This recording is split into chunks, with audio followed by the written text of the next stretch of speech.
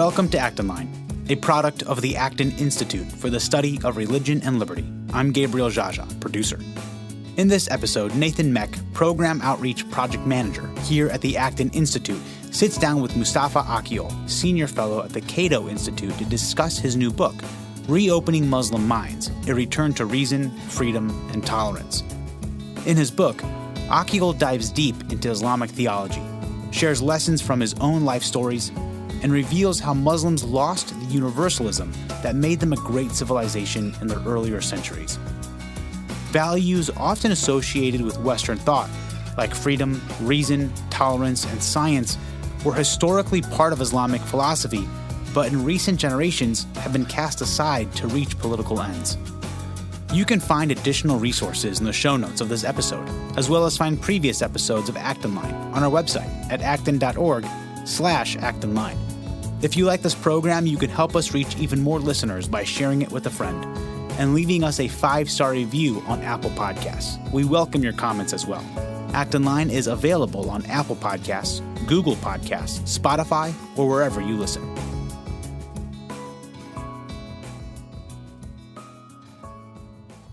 Hello, my name is Nathan Meck, and I am the Program Outreach Project Manager at the Acton Institute. Today, we are joined by Mustafa Akyol, Senior Fellow at the Cato Institute and Affiliate Scholar here at the Acton Institute. Mustafa is a Turkish journalist, speaker, and author who, in July, was named by Prospect magazine one of the top 50 thinkers to rebuild the world.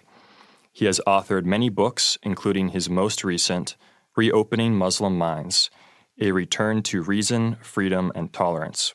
Here at the Acton Institute, Mustafa leads our Islamic Outreach Project, which drives a conversation on Islam, liberty, and morality. It's been my honor to work with Mustafa on this project for the last 4 years and to call him my friend, and I'm delighted to speak with him today. Welcome, Mustafa. Thank you so much, Nathan. It's my honor and pleasure to have this conversation with you and on a platform of the Acton Institute, with which I have a long history and I'm happy to be affiliated with. Thank you, and thanks for reading my book and for your kind words about my work. So yeah, let's get to it. So I want to get into some of the themes from your book, but first want to ask, how would you assess the current state of the Islamic world? What positive developments are you seeing, and what are some of the top challenges for Islam today? The Islamic world, what I would call the Muslim world, Muslim majority world, is of course a very big and complicated place. And there's not one political system or not one social structure what one can speak about. I actually published a report by the Cato Institute about a year ago titled Freedom in the Muslim World. And there I show that if you measure personal freedom, which was that study was about, and that would include freedom of religion, freedom of speech, freedom of movement, economic property rights, economic liberties. If you measure all that, there's vast diversity. Countries like Albania and Bosnia-Herzegovina, these are Muslim majority countries in Southeast Europe. They're pretty free compared to many West European countries. Whereas when you look into spots like Egypt, Iran, Saudi Arabia, the trilogy, generally that's the most troubling. You have very low levels of religious freedom. In terms of religious freedom, Saudi Arabia is, I think, undoubtedly the worst, as nothing outside of Islam, even a certain interpretation of Islam, isn't allowed. And of course, there are authoritarian regimes in the Muslim world which do not derive from certain interpretations of Islam. So there are secular authoritarianism problems as well. In Central Asia, for example, there are authoritarian regimes. In post-Soviet republics, they are authoritarian because they're post-Soviet, but still a little bit Soviet. So there's that sort of problem as well. And in the Arab world, if you look at Syria, the Ba'ath regime headed by the dictator Bashar al-Assad, that's an authoritarian regime, and it's not, you can't blame any interpretation of Islam for that. Quite the contrary, that is a relatively secular regime. But I'm more interested in authoritarianism in the name of Islam. And that can happen through political repression. The Iranian regime is obviously oppressive and it justifies itself through a certain interpretation of Shiite Islam. And that also happens because of certain verdicts in fiqh, that's the traditional interpretation of the Sharia, Islamic law, with examples like ban on apostasy or blasphemy, coercion in religious practice, things like forcing women to wear the veil, or flogging people because they did drink alcohol, forcing people to obey the Ramadan laws, at least not publicly to eat. There's a practice of using coercion in either keeping people within the religion or keeping them pious or punishing heretical, quote unquote, and blasphemous talk. Now, I think these are problems. And I think we had similar acts of coercion in other religious traditions as well. I mean, it was just a few centuries ago, you would see people being burnt at the stake in the middle of Europe, right, in the name of Christianity. And I think Christianity has gone through those issues to a great extent, at least in the West, both Protestants and Catholics. And I think in the Catholic Church, it was in the 20th century that came a full appreciation of religious liberty. And it's important that transformation in Christianity happened not because Christians turned secular in the sense that they didn't care about religion, but they began to look at their religious tradition from a new perspective while appreciating the seeds of liberty, which were already there, but emphasizing them and deciding that certain acts of coercion was not the right thing in the first place. It was just how people understood things back then. No, I think we need a similar transformation, I think, in Islamic thought. To begin with, you can say, Islam already has some roots of freedom and tolerance. The fact that Christians and Jews were able to practice their religion in the history of Islam without being forced to convert. So there are already a lot of positive things to say about the classical Islamic tradition, even before we speak about reinterpreting it, reforming it. But there are also troubling issues. So I agree with my friend Daniel Philpott, who has written a good book, Islam and Religious Freedom. He says Islam has seeds of freedom, but those seeds have not been fully matured into a fully fledged modern understanding of human rights. On the issue of Islamic economy, Islam certainly has a strong tradition of markets and property rights and civil society, the Waqf, the foundation. So actually, there are stronger grounds there.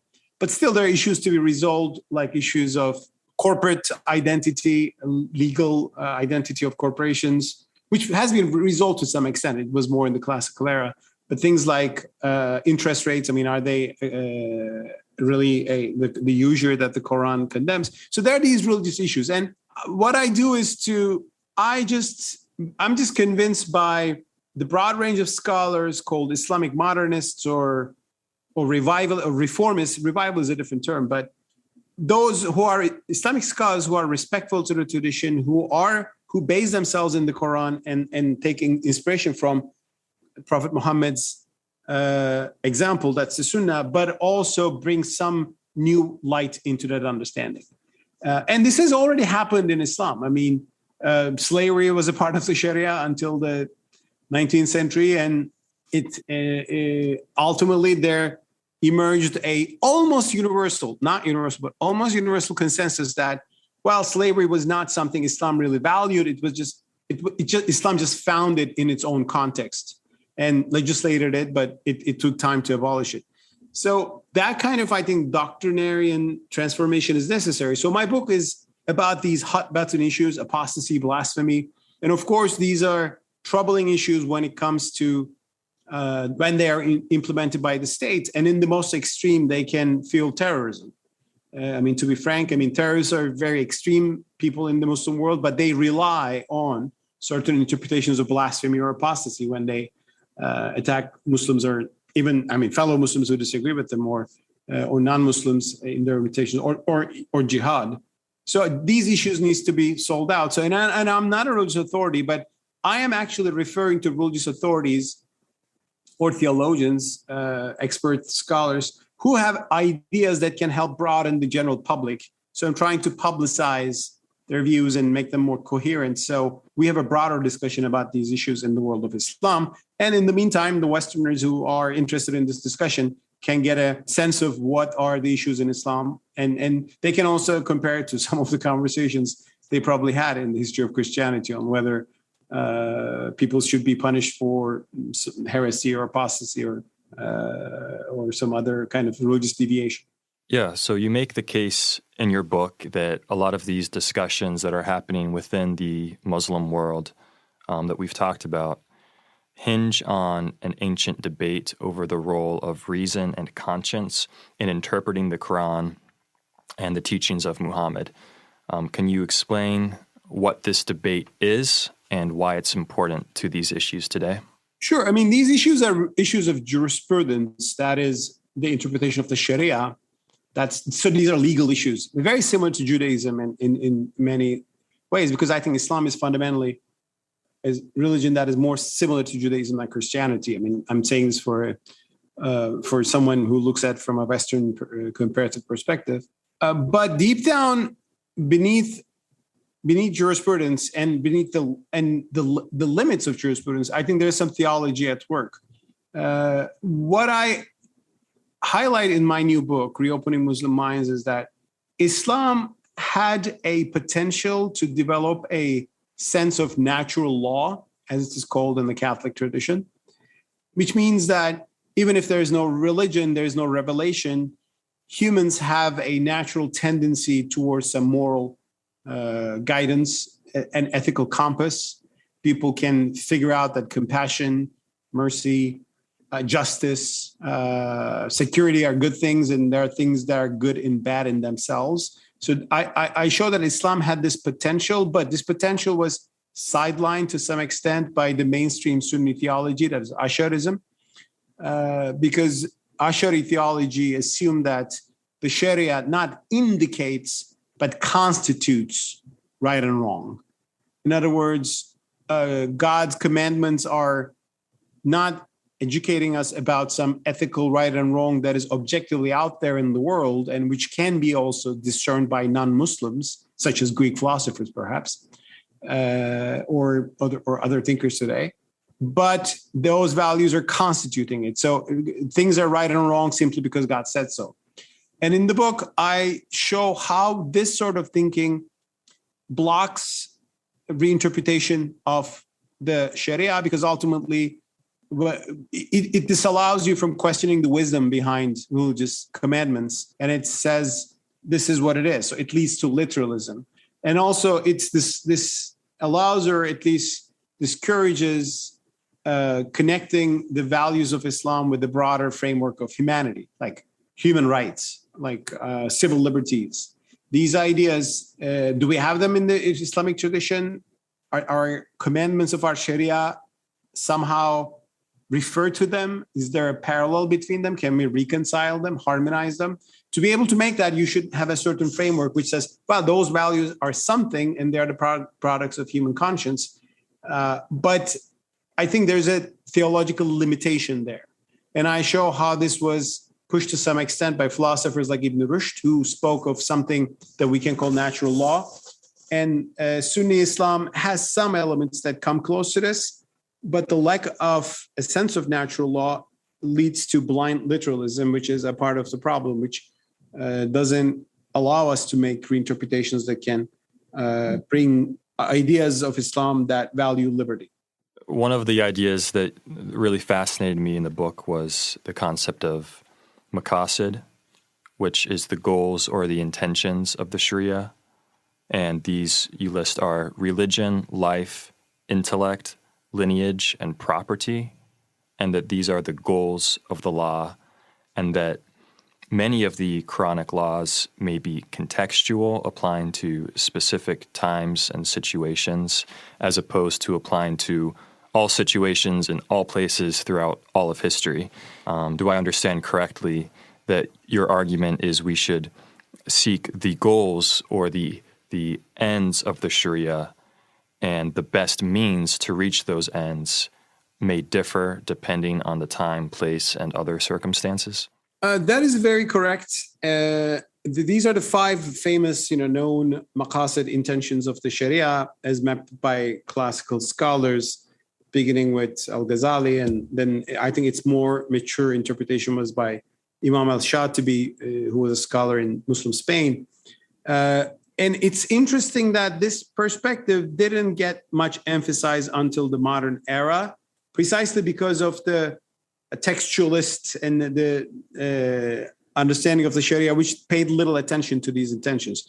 But the maqasid approach became more fashionable in the 20th century because growingly Muslims began to see the gap between the commandments of the Sharia and its implications in their real life and the values that we would expect normally from religion. And I should say that one interesting detail that is little known is that Ibn Ashur, who was a Tunisian scholar of the 20th century, he also added a 6th intention to these 5, which was very important, which was hurriya, which means freedom. And he extracted this from the views of some jurists who looked at certain injunctions in Islamic law about freeing the slaves. So there's an encouragement towards freeing the slaves in Islamic jurisprudence in certain levels, in various levels, actually. So he from this, some jurists have written that the lawgiver, that is God, aspires for freedom. So freedom is freedom, they mean the lack of slavery. But from this, Ibn Ashur made a broader emphasis on freedom, including religious freedom.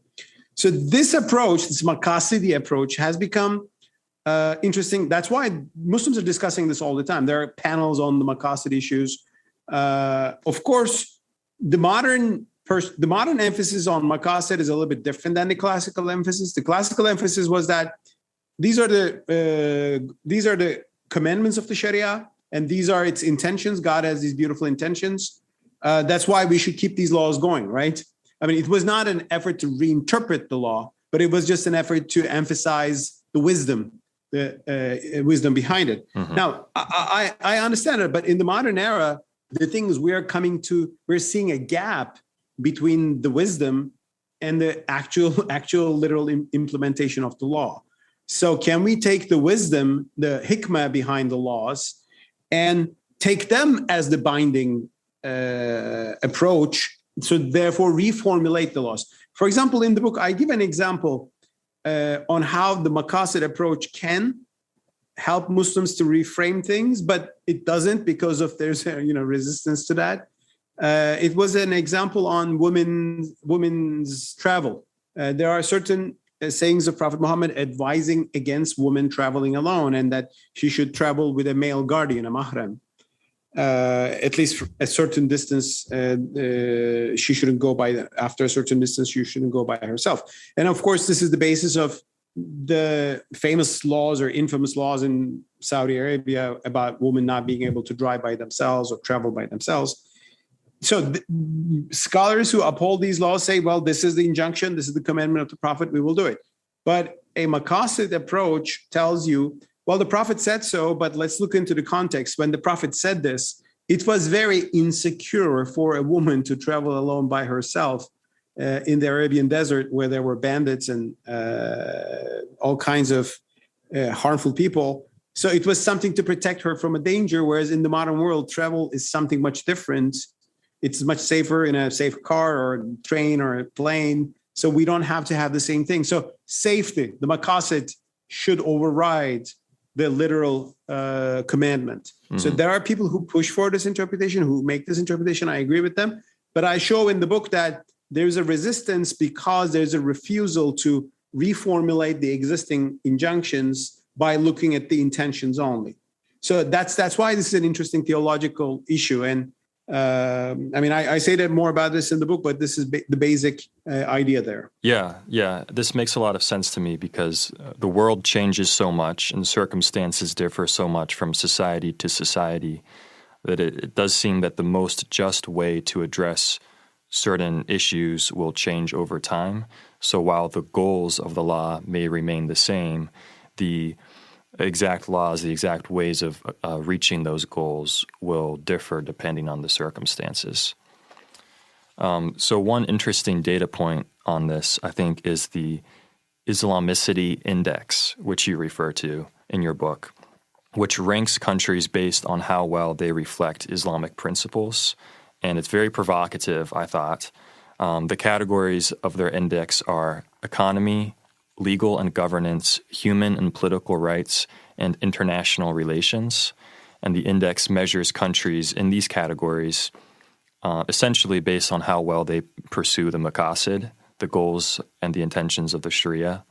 I thought the results of the rankings were very, very interesting and provocative. Can you tell us more about what this index is and what it found? Sure. I mean, the Islamicity Index is a work published every year, if I'm not wrong, by a few Muslim scholars who share this and emphasize this maqasidi approach to the intentional approach to the Sharia. And I mean, and that they take it to its heights and show how it can go forward in the sense that they say, okay, what are the intentions of the Sharia? Protection of life, lineage, security, and they just put more details there.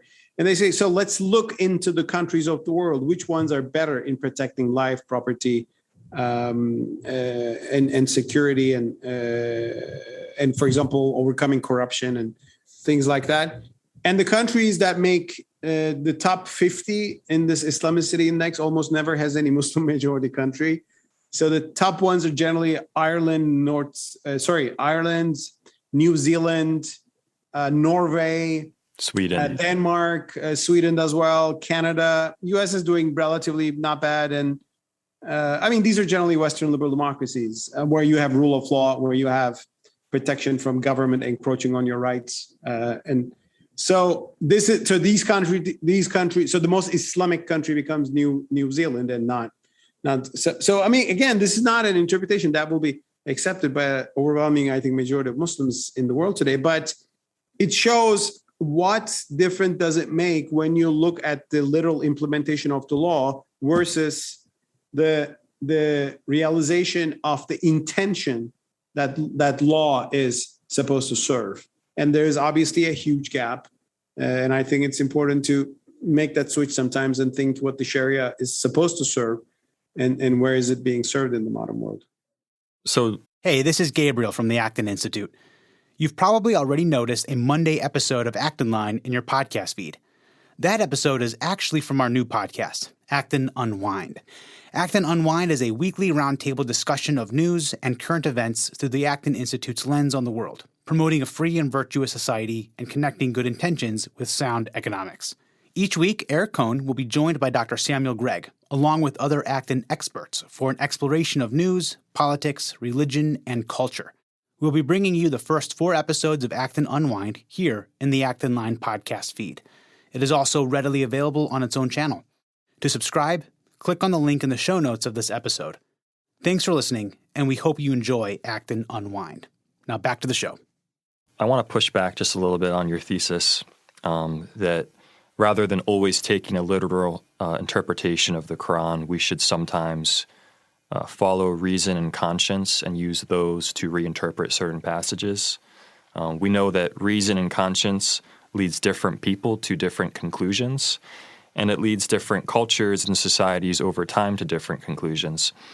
And there's a lot of course, overlap in the moral consensus across societies and over time, but there have also been some changes in that moral consensus.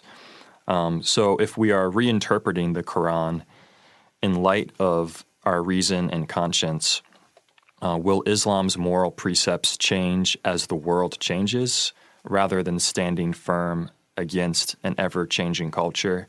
What guidelines or parameters can Islam provide us so that we are not simply going wherever the culture goes? That's a very good question, and I think it's a very valid question. Here's one thing. Actually, most of the issues I'm discussing do not come from the Quran, but it comes from secondary sources of Islam. I mean, the hadiths that are attributed to Prophet Muhammad, and of course, hadiths are important. But the hadith literature is so vast, and there is, I think, room to doubt the authenticity of hadith that especially come with a certain single narrator. They're called ahad hadiths in Islamic terminology. The things like blasphemy or apostasy laws really do not come from the Quran, but these sayings and the way that they were interpreted by medieval jurists. So we're not only speaking about the Quran here. Most of the time, actually, we're not speaking about the Quran here. But yes, there are issues about the Quran, for example, on women's rights. For example, the typical example would be the Quran gives in inheritance half of the share of the male to female. In other words, if I'm a father and I pass away and I have a son and a daughter, the son gets twice the share of the inheritance. So that's a Quranic injunction. Now, one way is to implement this as it is, which is the way, the standard way, and that's actually the law in most Arab societies today. But the other way is to ask why God gave this commandment, right? Because there must be some conscientious thing to it. It must serve justice. And did this injunction serve justice? Certainly it did, I think, in 7th century Arabia, because at the time, giving half of the share to women was actually quite generous, because men were responsible from the sustenance of any household. Women were not, they were not single mothers or women who are kind of raising the bread for the family. It was a social structure that men were the breadwinners and they were the ones who were the masters of the family. Giving women even half of the share was quite generous, and it was something that uplifted women. But today, in a different social setting, where financial burden on men and women are the same, it might not serve justice. So when I'm speaking of conscience and contextuality, can we make the switch saying that the intention of God was justice ultimately, and today justice is served by giving equal share for a woman? So this is the kind of thing I'm speaking about. Now, you can say, where does this end, right? I mean, is there no limit? So, and you're right. And I think it would be naive to think that humans sit down and discover all the moral truths of the universe by themselves. And so then what are we discussing, right? And they have a consensus on this. The world is not like that. And that's not what natural law suggests. And that's not what the unwritten law that Ibn Rushd is speaking about. What natural law or unwritten laws of humanity that Ibn Rushd, again, speaking about is that humans have an internal compass towards compassion, towards justice. So how do you really realize that and turn that into concrete? What kind of political systems you should build on that? What kind of laws you should on that is an endless struggle. And I think there's a very good chance that if you have only human reason and nothing else, you can actually do terrible things. I mean, we've seen that through communism and Nazism, right? I mean, there have been a lot of things done with a certain rationality. But the other alternative is that if you leave nothing to human minds and just follow a text, religious text, then you turn into the problems that I'm speaking about. That is why I believe in both anchoring human reason and conscience in religious traditions, but also bringing into those religious traditions the balancing factor of universal reason and conscience, which is what I think has happened in Christianity. I mean, I think in the Catholic tradition.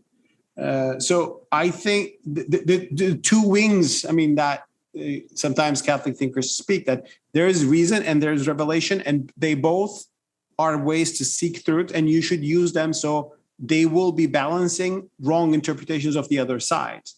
And I think in Islam, that one of those wings there in the Sunni tradition has not been as strong as it should be.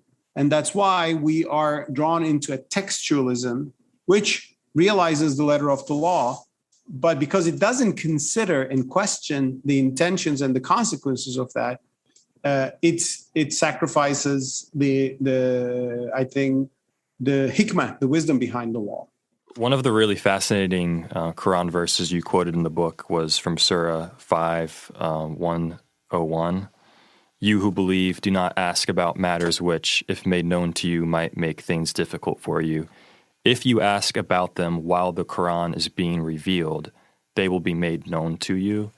And this verse implies that at least part of what ended up in the Quran was contingent upon what people were asking Muhammad at the time, which I think is very much in support of the view that you've been discussing. Thanks so much, Nathan. I mean, that verse is quite interesting. And that verse, on the one hand, I think warns against a very obsessive legalism that asks every detail in everything, right? I mean, which one can see, in textualist interpretations of, I think, Islam and even, I think, maybe Orthodox Judaism.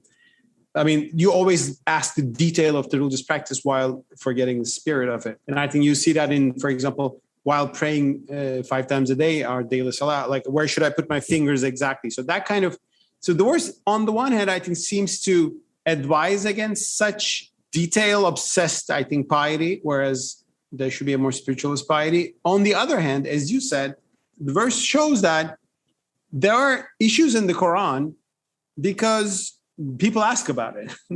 And if those people ask, there will be different things, which, of course, is a part of my argument that the Quran is, I believe, as a Muslim, is divine revelation. But it was divine revelation with a historical context. So if Arabs had different cultures and different customs, we would hear about them in the Quran, whereas we hear other things. We hear, for example, forbidden months in the Quran. And today, probably nobody knows what forbidden months is, in the world outside of the world of Islam. Even many Muslims wouldn't know. Well, it was these 4 months that Arabs said, we will not fight each other. And this was a pre-Islamic custom, and the Quran has verses regulating this issue. There are patriarchal Arab cultures like zihar or certain things about marriage or divorce that the Quran criticizes or regulates, which to me, again, reminds that the Quran is divine revelation, but the revelation came to a context, and we should, while interpreting the Quran, we should not forget that contextuality.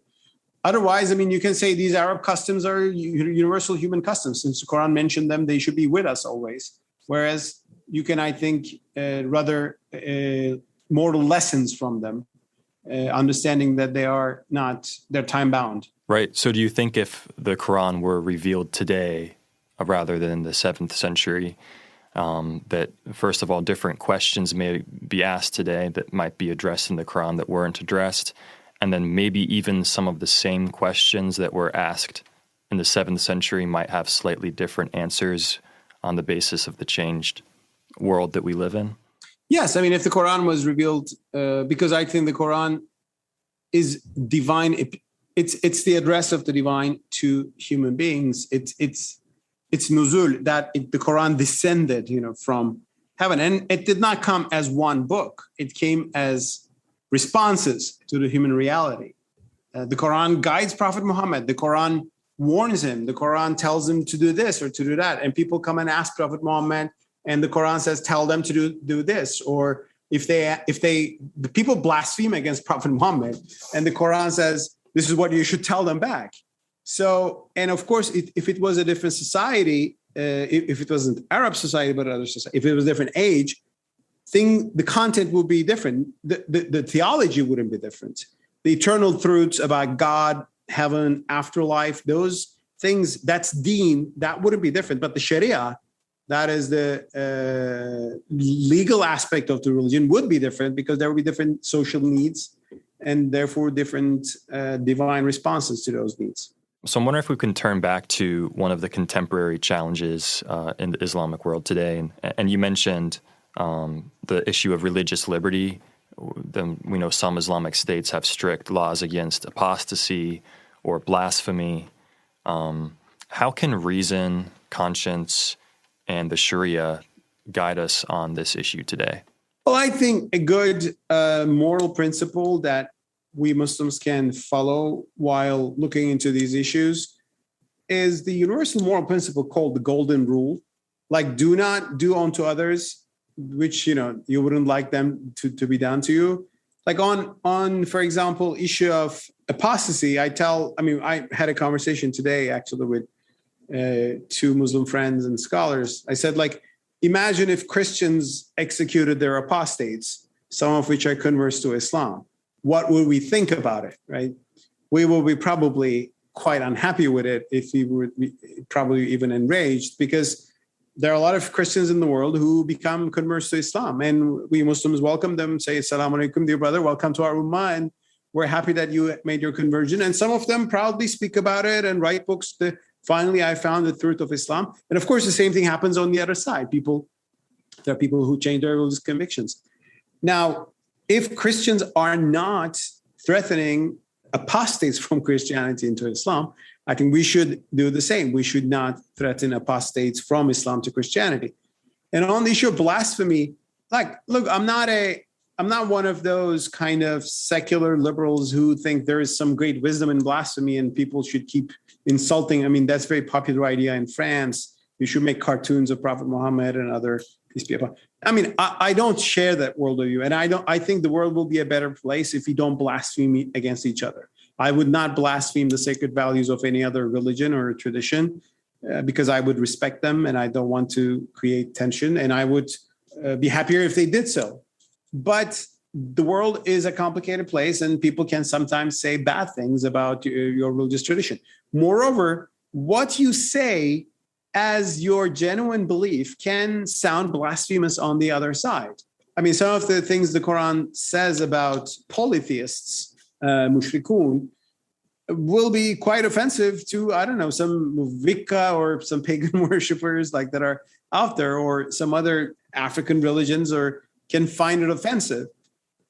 The question is, what do we do against that? And again, I think the right approach is, well, we will not condone it. We will not be happy with it. We can boycott it. We can be critical of it, but we're not going to use violence to silence blasphemy.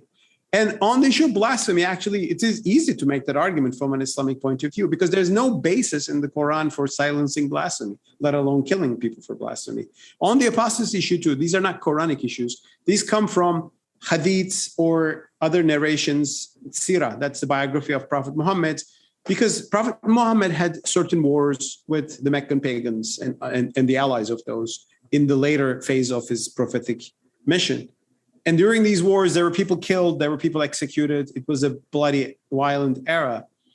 And a few of those individuals who were executed by Muslims during the time of Prophet Muhammad were known to be poets who wrote satirical lines, not wrote, but recited. There was no writing much at the time, but recited satirical lines about the Prophet Muhammad. But in my book, I look carefully into those stories and I show something else. Those people were not just satirical poets. They were also agitators of war, or they were physical aggressors on the Muslim community. So they were active enemies in a time of war.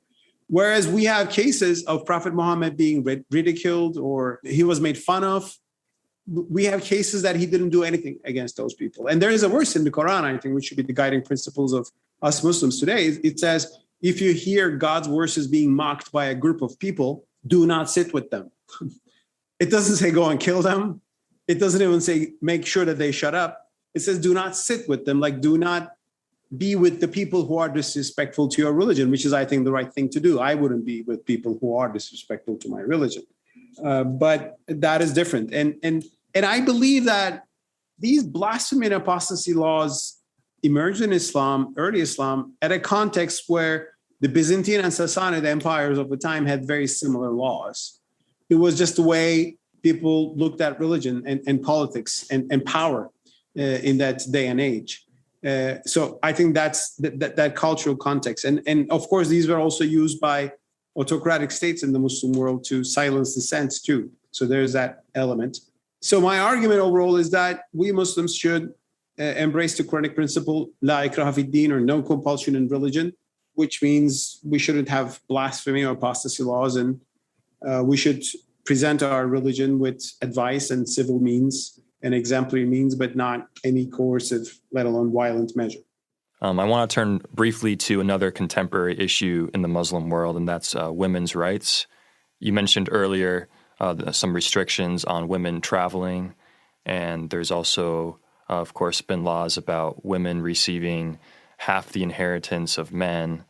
How should reason, conscience, and the Sharia guide us today on this issue? Well, first of all, there's a huge literature on this, and I've touched upon it a little bit in my book, but there are books by scholars like Asma Barlas, and some of them are female scholars, Muslim scholars, who actually, of course, understandably have a lot of attention on this. There's this movement called Islamic feminism feminism in the sense of advocating equal rights for Muslim women. And I think they have a whole literature out there. Well, one thing those scholars emphasize is that, again, like most issues, there's a difference between the Quran and the post-Quranic jurisprudence. There are some statements in some hadiths and certainly writings of scholars that, women were seen as inferior to men. There's no doubt about that. Women are defined as intellectually inferior to men in some of these texts. Again, it's not in the Quran, but post-Quranic texts. But the view there is that these were not really the principles of Islam or divine revelation. These were just how people thought at the time. I mean, these male scholars wrote these things or collected these hadiths. They sometimes even projected their existing culture back to the Prophet Muhammad. It was just how society functioned at the time. And no wonder when you look at some Christian writers, church fathers, I think in the classical era, you probably can find that, they have views saying that, women are not as intelligent as men. That was a culture. I mean, the thing is, people who interpreted Islam in its formative period, we respect them. They were the greatest scholars. They were pious people, but they were people of their time. And in that time in the world, there was, even in, when you look at Aristotle's writings, there is a view that, men are chosen to be the leaders and women are women are second class, if you will, in many senses. There are even, there's a passage Ghazali says, marriage is like slavery, and he didn't say as a criticism, and so woman is like a slave to the husband. I would see these as patriarchal norms of that time, which humanity has been able to question and I think overcome in the past few centuries. As new jobs came forward and people discovered that women are not any less smart than men, and there are just maybe some physical differences. And I think the idea that women should have equal rights developed at time. Interestingly, Islamic law gave more rights to women compared to Christendom until the modern era. For example, in Islam, women had always property rights, which was not the case. Actually, there are cases of Muslim women losing their property rights in India when it was colonized by the British, because the British brought their laws, which didn't have the same property rights that Islamic law had. So it's not that Islam has a troubling history when it comes to this issue. It's just the development in the past few centuries have not been caught up. And I think that issue has to be resolved by the methodological approaches that I'm speaking about. Primacy of the Quran, contextual reading of it, and understanding that the post-Quranic tradition especially includes a lot of cultural baggage and layer on top of it. This has been a really fascinating discussion. You're a very passionate person, very hardworking person. And I'd like to end on a more personal question that I often ask people, but I don't believe I've ever asked this to you. And that's, what drives you? What do you see as your purpose in life? Or at least, how would you articulate the purpose of your public intellectual work? Oh, that's a big question, Nathan. I can say I became a born-again Muslim, to use a Christian term, at around the age of 17 and at the end of high school. So I became intensely religious, studied the Quran, joined some Islamic communities in Turkey, then ultimately broke off and just followed my own way. And I always had the recognition that I'm devoted to God, I have loyalty to God and Islam, but I growingly saw a lot of problems, a lot of ugly things done in the name of Islam. In my home country, Turkey, broader Arab world. And I've growingly realized the importance of liberty, and the lack of liberty seemed to be the core of the issue. That is in terms of political liberties, in terms of authoritarian governments, in terms of illiberal interpretations of religion, the idea that your piety should make you subservient, to a political system or an authority that you can even question. And I realized that, the more I learned, I realized that the Christians had these same issues. Actually, there was more trouble, honestly, at some point in Christian history compared to ours. But that has been resolved through a liberalism, quote unquote, that is respectful to religion. I'm not a fan of the so-called liberalism in the Western tradition that actually defied religion to assert human liberty. That's very strong in France, especially the French Enlightenment. I've always stood away from that. because that's not what I believe in. But the more I read and actually knowing more about America helped me too, because I think there's a great emphasis on liberty among the religious thinkers and communities in America, and which is not the case probably in every other society. So all these made me convinced that there's something to do here. And one thing, Turkey has pretty good theologians who've been actually working on these issues, from whose works I learned a lot. But they're only writing in Turkish, and few people know what they're thinking. So I kind of try to dig into academia and try to publicize it and bring perspectives, because I fear that if we don't figure out these issues, the 21st century will be yet another troubling century for the Islamic Ummah, Islamic world. We will see a strident secularism because of the oppression in the name of Islam, and then the oppressive interpretations of Islam. There will be more clash. So I want to avoid that scenario, and I want to help bring some ground in the Muslim world, at least for Muslims who are seeking answers to these questions. And I'm not offering answers as an authority. I'm just highlighting the answers offered by people who are already authorities, or who are the texts, the Quran itself, which are the texts, but that are not being maybe noticed enough, or at least in the public square right now. At a time when, on internet, there's all sorts of interpretations, from the most radical ones to the most troubling ones. I try to add a new voice and facilitate discussion. And I also want Westerners to understand that Islam is not an alien religion. It's an Abrahamic faith. So some of the issues we have in Islam today are very similar to other certain discussions in Christian history. Thank you so much for sharing that. This has been a great discussion. And I encourage our listeners to check out your book, Reopening Muslim Minds, which is really excellent. I also encourage them to go online and vote for you on Prospect Magazine's The World's Top 50 Thinkers list. Well, only if they agree. If they agree, exactly. Hopefully you've persuaded them. And where can people follow you and learn more about your work? I'm on Twitter, very active. I have the account Akyol in English on Twitter. That's because I also have an Akyol Mustafa, which is in Turkish. That's probably not going to help you much. Also, my web page at the Cato Institute website, if you enter cato.org and type Mustafa Akyol, you'll come to my personal page, which includes all the recent writings, events that I have on these issues, and the links to my publications as well. Fantastic.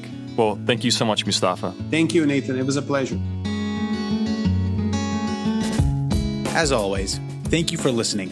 Our team loves putting this podcast together for you. It's encouraging to hear from our listeners. Feedback is incredibly important to us because it lets us know what you like to hear more of, including the kinds of topics you're interested in most. If you have comments, feedback, or ideas for a show topic or interesting guest, you can email our team at actonline@acton.org.